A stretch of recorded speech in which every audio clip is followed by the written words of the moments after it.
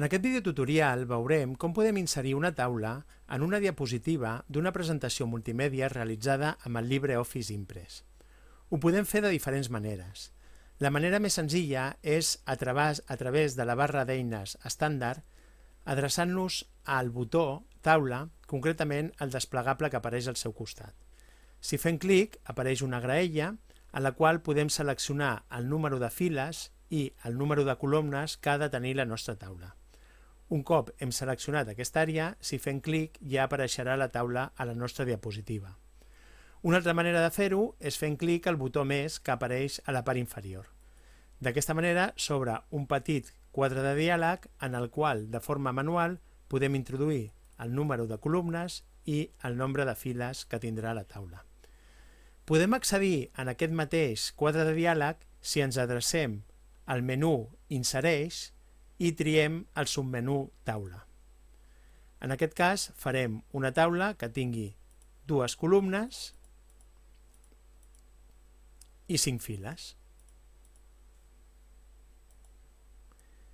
Ara ja tenim la nostra taula introduïda a la diapositiva i el que podem fer és, mitjançant els punts de control que apareixen a l'activar-la, és fer-la més gran o més petita i situar-la just en el punt on volem situar-la. Un cop tenim la taula, ja podem començar a introduir les dades.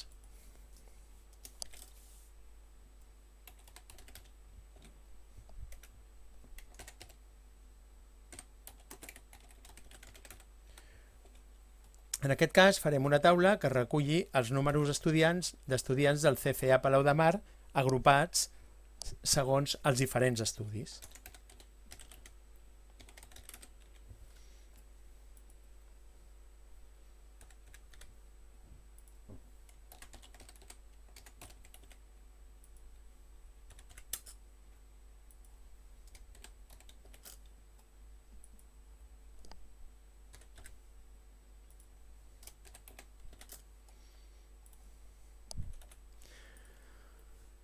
Un cop tenim la taula amb les dades introduïdes, el que podem fer és canviar-ne el seu disseny. Per fer-ho, una forma molt senzilla és seleccionar la taula, adreçar-nos a la barra lateral, a la icona Propietats, i a l'opció Disseny de taula ens apareixen tota una sèrie de dissenys que senzillament fent clic al seu damunt ja s'apliquen a la nostra taula. D'aquesta manera podem seleccionar el disseny que més ens interessi. Un altre element que podem modificar de la nostra taula és el tipus de text. D'aquesta manera podem canviar l'alineació tant vertical com horitzontal, i podem canviar el tamany de la lletra. També podem canviar altres elements com el color de la lletra, negreta, etc.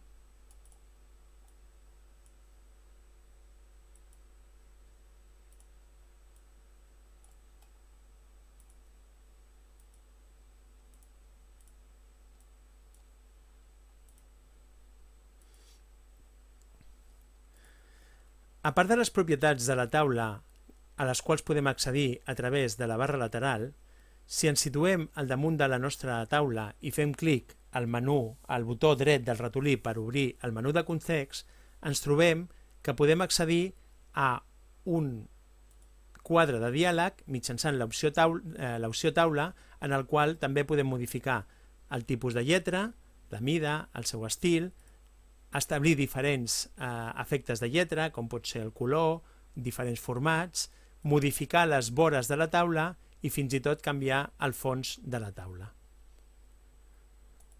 Igualment, a través del menú de context, podem modificar diferents aspectes d'una o més cel·les que tinguem seleccionades, modificar les files, per exemple, afegint noves files o eliminant-les,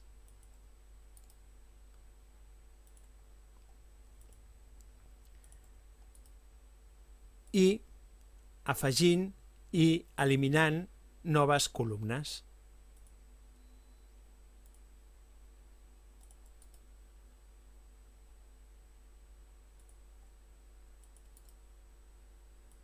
ens adrecem a columnes i podem inserir noves columnes.